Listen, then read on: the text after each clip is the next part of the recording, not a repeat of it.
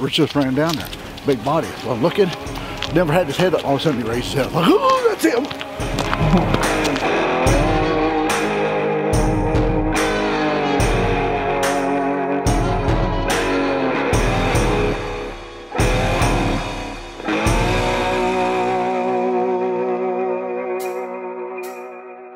Hey guys, welcome back to another episode of the Hunting Grounds. We've got an exciting hunt for you this week. Dad tags his #1 hit lister buck, but I know a lot of you guys have been asking about our ponds and wanting me to do a pond update.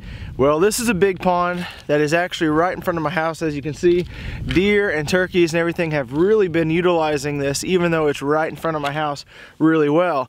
But the thing is, we have had the driest like September, October, November, December ever recorded on record, and it's just not had a chance to fill up. It wasn't until about a week and a half ago we actually had a small little rain that actually had a little bit of runoff, and with that little bit of runoff, you can see it was able to fill in a little bit on this pond.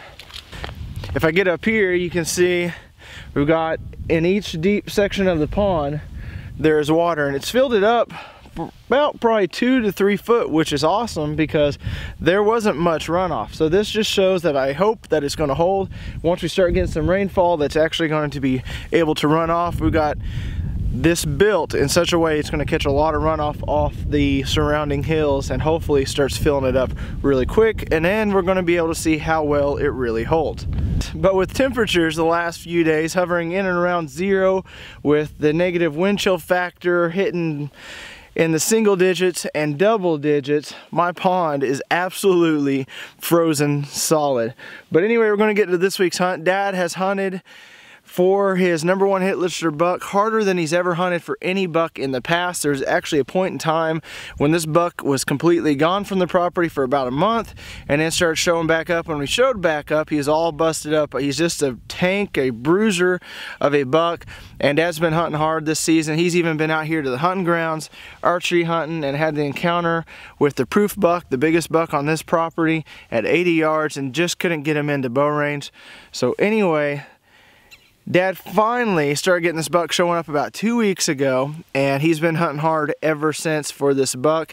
He had the 3 days gun hunt after Christmas and decided to put in a ton of time, and wouldn't you know, he finally filled that tag, and I was able to come over after he filled it and help him drag it out. So take a look.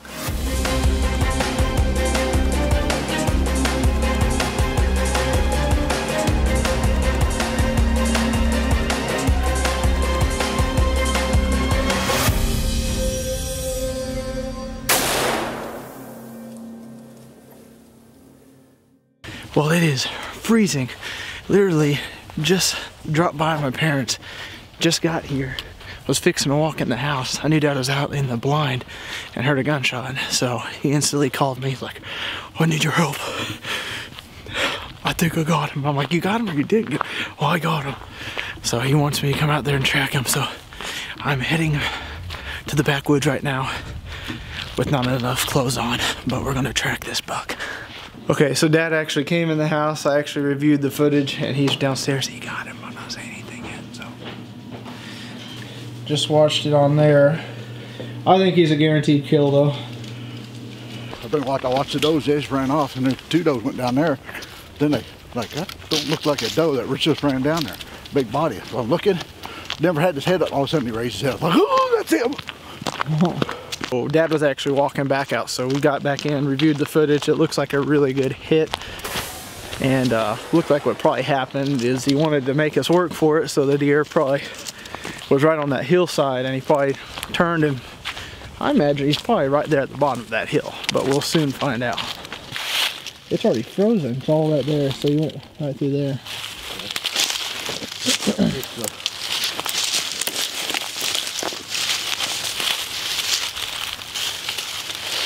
Okay, got it there, there.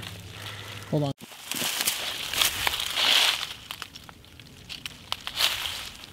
I would think he's right down there in that holler somewhere. So I just found a big old spot of blood. Do you know where he's at? Where? Right there. Where? Yes.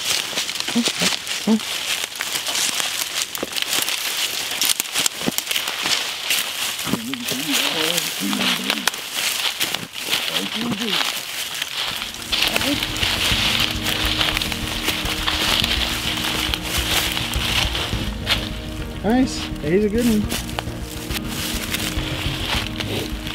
Oh, perfect shot. Yeah. Nice. He's not the biggest in the world, but he's as big as I had. Oh yeah, he's a big one. I mean, look at those. G2s and G3s are kind of fat. Yeah. He's busted off his main beam and his G4 on that one side. He busted G4 on that side. Yeah, we got pictures of him with that on here. Yeah.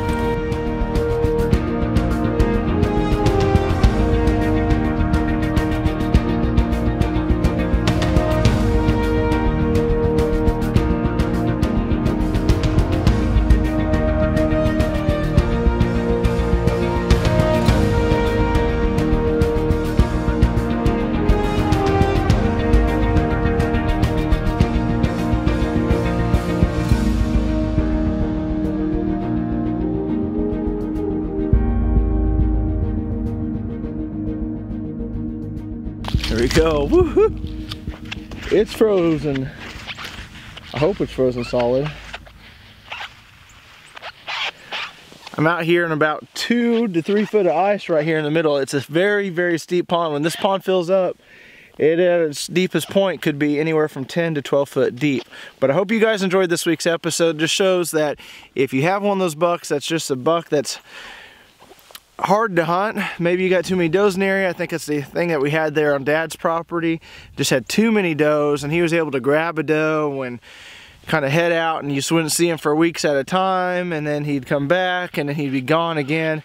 But it just shows if you stick with it that you can actually harvest your #1 hit lister buck. And I'm excited for Dad. He was really excited about it, but it is freezing and I've got to go get in the stand, and we've got a ton of cool hunts coming up because this weekend we filled 3 tags alone on deer and even did a little predator control. So you guys will want to make sure to subscribe, click that bell notification, that way you're always notified when we put a brand new video out there. Guys, comment down below what you enjoyed about this episode, give a big thumbs up, and until next time, have a better than average day.